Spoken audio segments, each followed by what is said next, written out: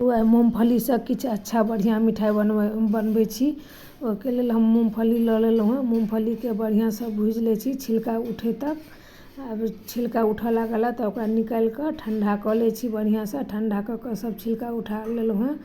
हटा कऽ आब एकरा पल्स मोड पर पीस लै छी, बंद कऽ कऽ चला कऽ।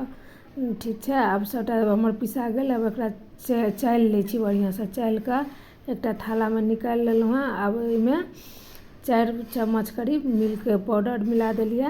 मिला कऽ आब जाहि कटोरी से हम मूँगफली लेने छलहुँ हँ ताहि कटोरी से हम चीनी लऽ लेलहुँ हँ। आ ओही कटोरी से पानि लऽ लेलहुँ हँ 1 कटोरी चीनी। आब एकरा चिपचिपा होइ तक चाशनीके तैयार कऽ लेलहुँ हँ। तैयार कऽ कऽ ओहिमे आधा चम्मच घी आ इलायचीके पाउडर मिला देलिए। आब जे हमर मिश्रण छलै तकरा एहिमे आस्ते से डालि दै छियै। आ बढ़िया से मिक्स कऽ कऽ एकरा हम निकालि लेलहुँ हँ। आब थालाके मे कनी घी लगा कऽ सौंसे थालामे मिला देलिए जे मिश्रण चिपकतै नहि। आब एकरा बढ़िया से एकटा कटोरी से सेट कऽ लै छी।